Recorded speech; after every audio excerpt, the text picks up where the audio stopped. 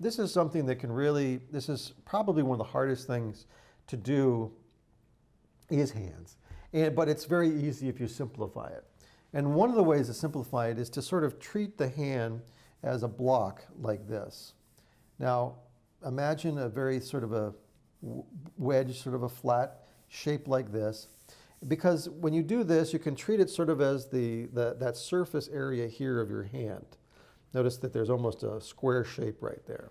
What that allows you to do is it allows you to just take off one finger at a time. 1, 2, 3, 4, like this. You can make sure that you, generally speaking, certain fingers are longer than other ones.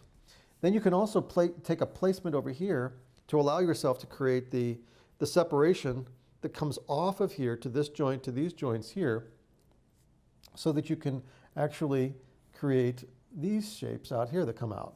Now, when I say that, it's because they're going to attach in here, and there is basically 3 joints that are broken here, even though I do 2.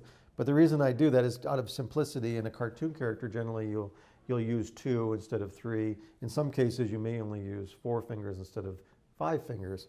But in this case, what I'm going to do is I'm going to actually go through it just for the sake of explanation. Since I did with the thumb, I'm going to say, okay, 1, 2, 3. If we keep the top edges a little bit straight, but then use the bottom section as more of a curvature, it allows us to sort of mimic the straight against the curve that tends to happen with the soft underbelly side of your hands, opposed to the more rigid upper back part of your hands. So if I'm going to take the center, that actually will even lead to the knuckles. Because you can, even though there's the joint ends here, a lot of times you can sit there and go like, oh, well, there's the center one. So then I'm going to go 1 and then another 2. I'm going to pull this back in like this. I might go over here, 1, 2, 3, pull that in, and maybe the pinky is really sticking out there like you would do if you had that little sort of pinky out.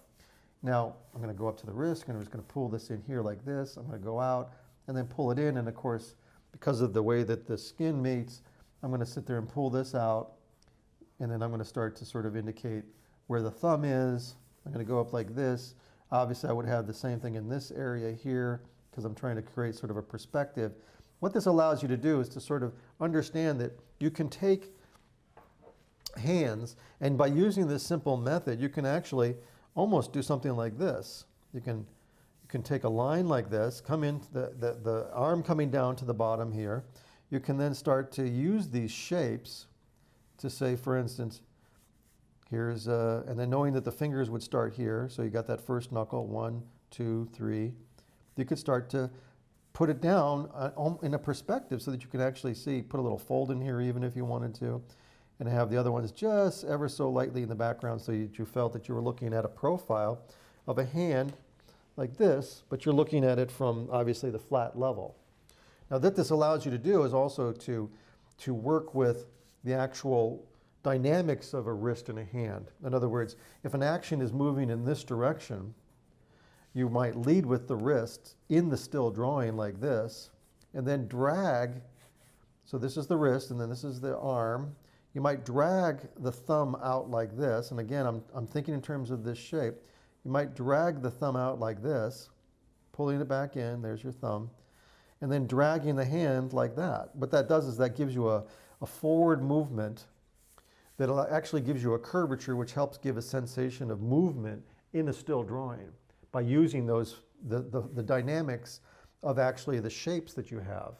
In other words, that's what I did here. I tried to create more weight by pulling these down so that there was sort of a fluidness to it, and the same thing I did over here as well. That's the power of what a line can do. You want to be able to imagine, for instance, if you just have a string that's hanging straight down and a wind comes and blows it, what happens? The wind will blow this or a piece of paper from the side. What happens? It starts to affect that, so not at the top where it's connected, but it'll start to give, and all of a sudden the force will push it this direction. It actually pulls this thing up because all your force is going here, but you have an opposing force coming in here. Even in a still image, those lines that you use are going to give you a sense of force.